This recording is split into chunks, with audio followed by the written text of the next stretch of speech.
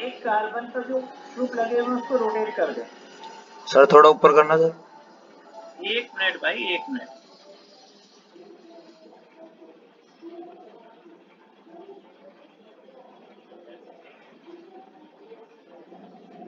अब देखो, अगर मैं इन दोनों को ऐसे रोटेट कर दूं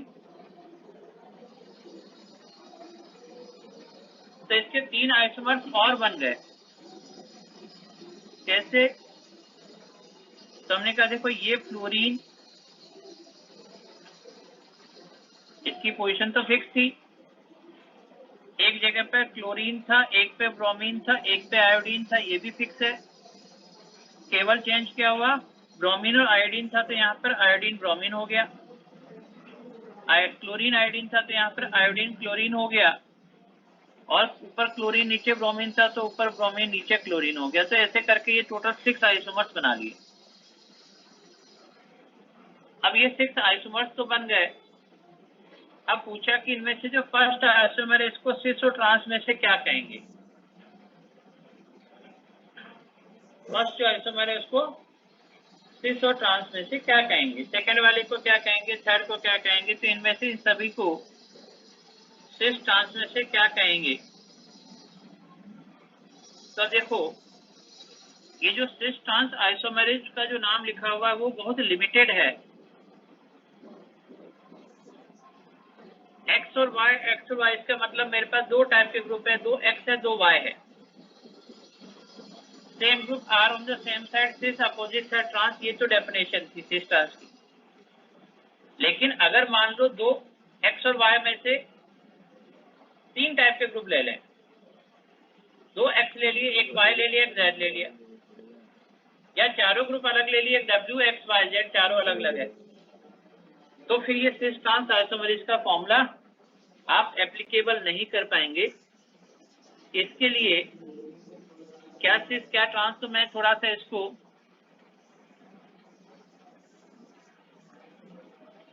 हम कहेंगे EZ नॉमेनक्लेचर।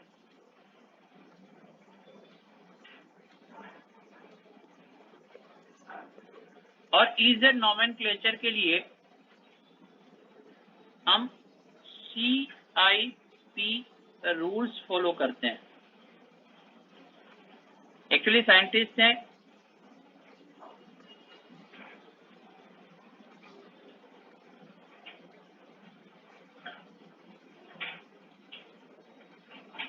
कान-इनगोल्ड प्रिलॉक्स रूल। इस रूल के अकॉर्डिंग एक कार्बन, डबल बॉन्ड कार्बन वाले कार्बन पर जो 2 एटम लगे हुए हैं उसको हम कहेंगे फर्स्ट एटम। और फर्स्ट एटम का एटॉमिक नंबर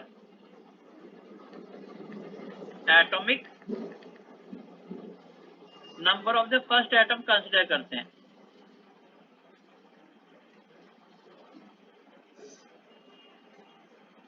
जिसका एटॉमिक नंबर ज्यादा होता है वो सीनियर होता है। इसका मतलब जिसका एटॉमिक नंबर वो है, वो क्या है, वो सीनियर है। अब जरा मेरे को देख के बताओ, फ्लोरीन और क्लोरीन में से सीनियर कौन है? क्लोरीन। क्लोरीन।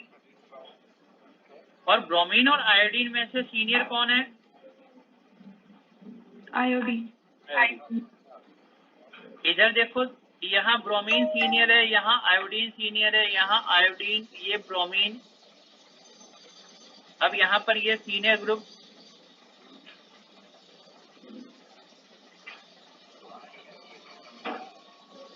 तो फर्स्ट वाले जो तीनों स्ट्रक्चर है उसमें दोनों सीनियर ग्रुप सेम साइड पे हैं। दोनों सीनियर ग्रुप अगर सेम साइड पे हो तो देखो तरीका क्या है, एक कार्बन पर जो 2 ग्रुप लगे हुए उसमें से सीनियरिटी पता करो। ये सीनियरिटी वो IUPAC नेमिंग वाली सीनियरिटी नहीं है, एटॉमिक नंबर के हिसाब से सीनियरिटी है। दोनों कार्बन पर सीनियरिटी पता कर लिया। अगर दोनों सीनियर ग्रुप सेम साइड पे है लीनियर ग्रुप सेम साइड पे हैं तो जिसको हम कहते थे सिस, ठीक है, सिस की जगह हम वर्ड यूज करते हैं जेड। जेड एक वर्ड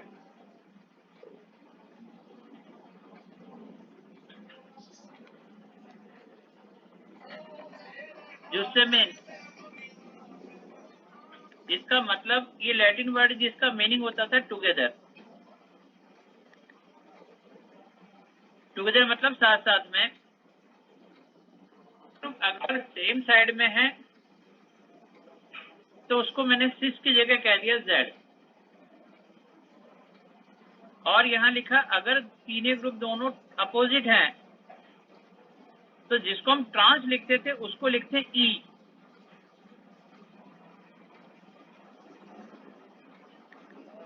ये एक वर्ड है इंडिसीजन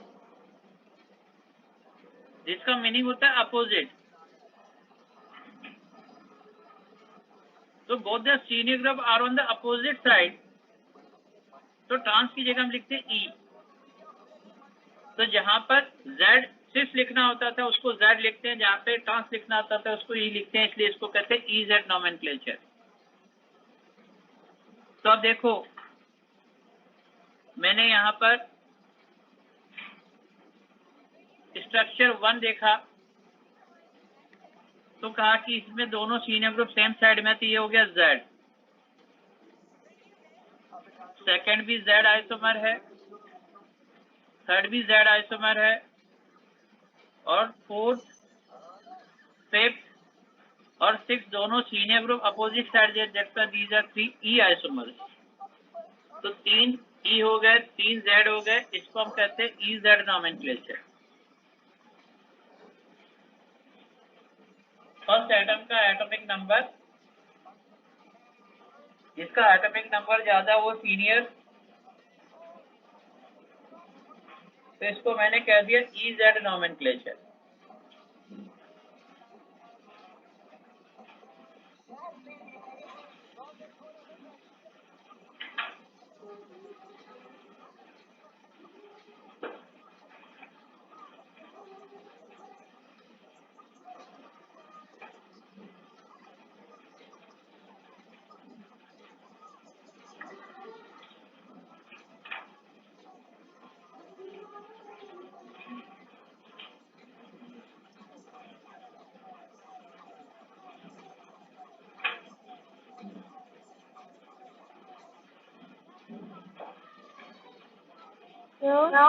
यस, बोलिए।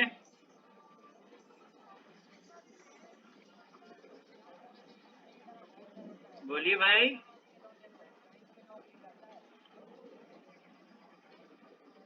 ई जेड नोमेनक्लेचर में फर्स्ट एटम का एटॉमिक नंबर, जिसका एटॉमिक नंबर ज्यादा वो सीनियर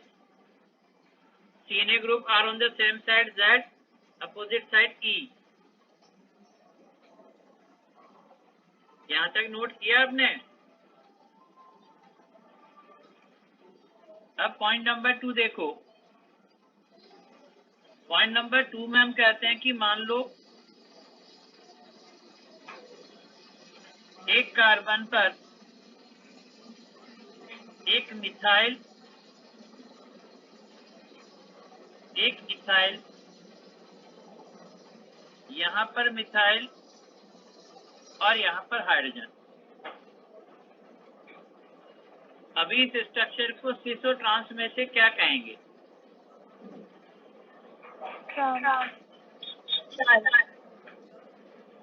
तो जो पहले वाले डेफिनेशन थी उसमें same group are on the same side, दोनों मिथाइल सेम साइड पे दिख रहे हैं तो दिमाग में आता है कि सिस होना चाहिए।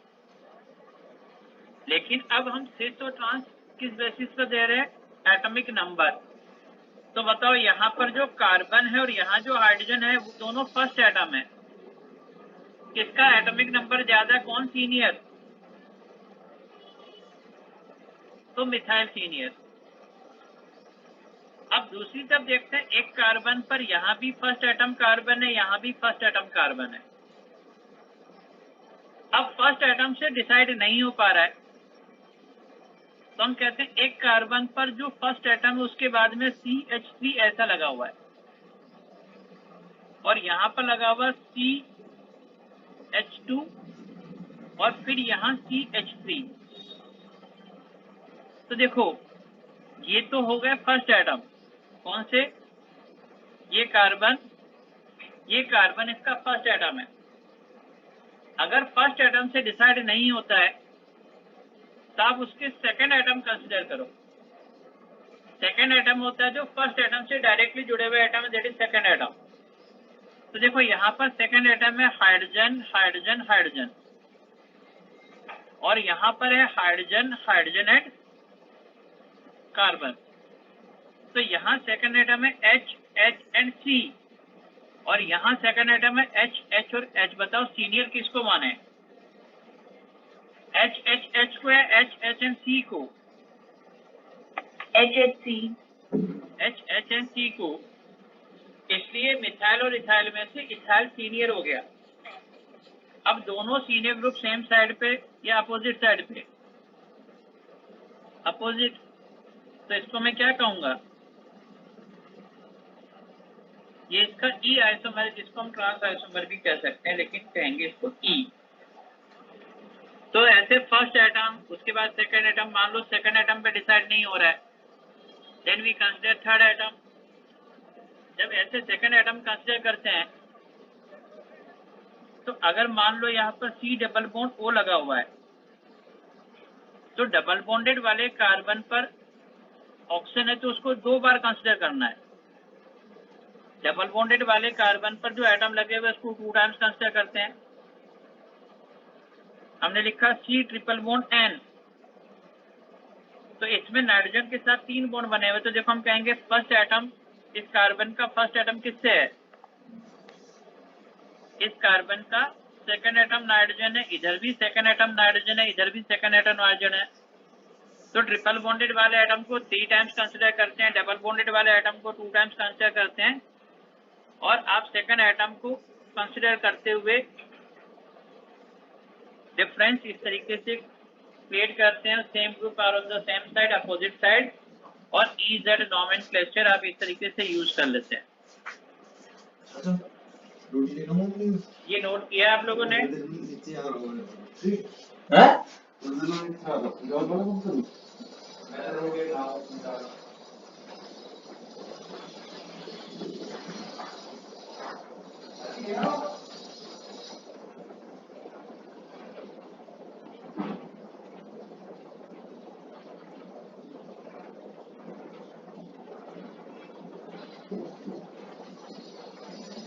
Now next point.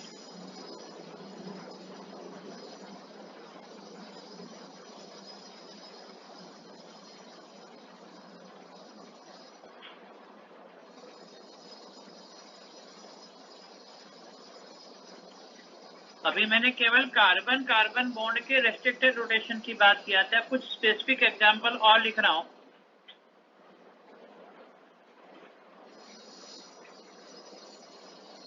Carbon carbon double bond की जगह कार्बन नाइट्रोजन डबल बॉन्ड में रेस्ट्रिक्टेड रोटेशन हो तो उसकी वजह से जो आइसोमर्स अराइज होंगे। अब देखो हमने एल्डिहाइड कीटोन में एक रिएक्शन पढ़ी हुई है, ये C डबल बॉन्ड O है एल्डिहाइड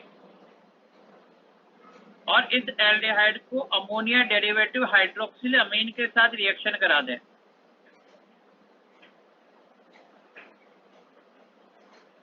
बताओ क्या प्रोडक्ट बनेगा?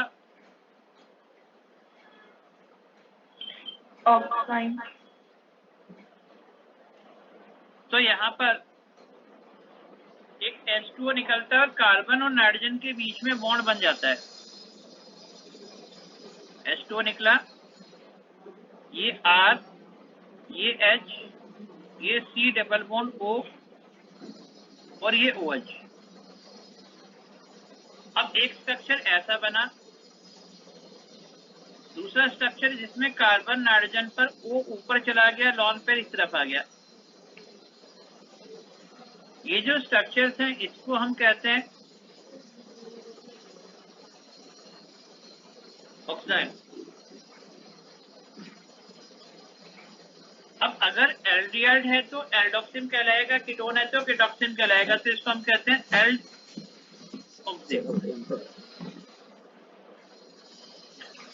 अब देखो इसमें यहाँ पर स्पेशली हमने ये नाम यहाँ पे प्रोवाइड किया कि अगर H और OH सेम साइड में है या H और OH अपोजिट साइड में है तो सिस की जगह हम नाम लिख रहे हैं सिन और ट्रांस की जगह हम लिख रहे हैं एंटी।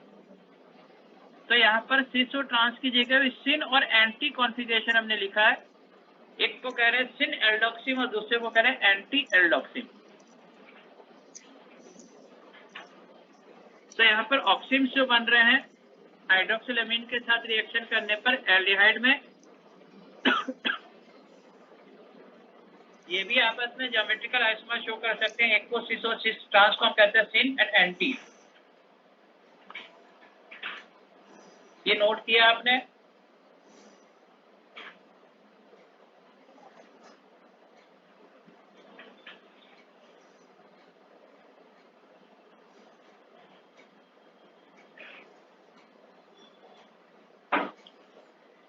रेस्ट्रिक्टेड रोटेशन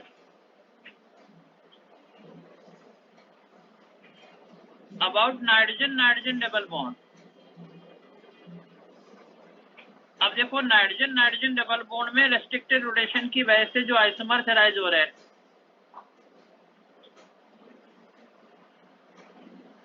इसमें नाइट्रोजन नाइट्रोजन बॉन्ड, दो बेंजीन रिंग, दो लॉन पेयर, इस कंपाउंड को कहते हैं एजोबेंजीन।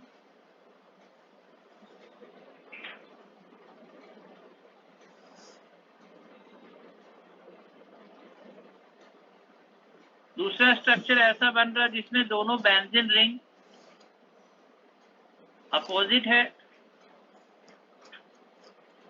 इसको भी कहते हैं एजोबेंजीन। लेकिन फर्स्ट वाले को कहा सिन और सेकंड वाले को कहा एंटी।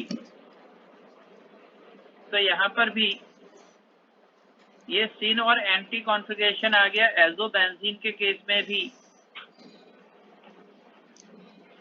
ये नाइट्रोजन नाइट्रोजन बॉन्ड के अराउंड रोटेशन रेस्ट्रिक्टेड होने की वजह से आइसोमर्स बन गए।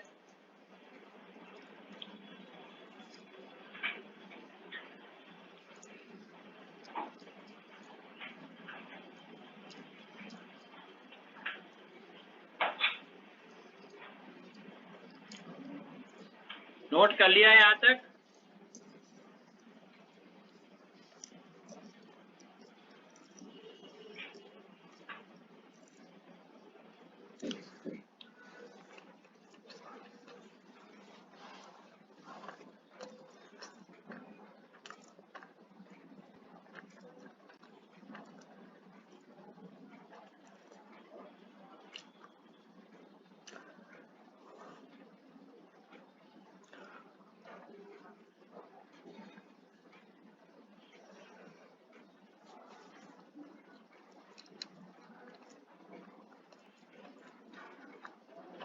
Now next combination,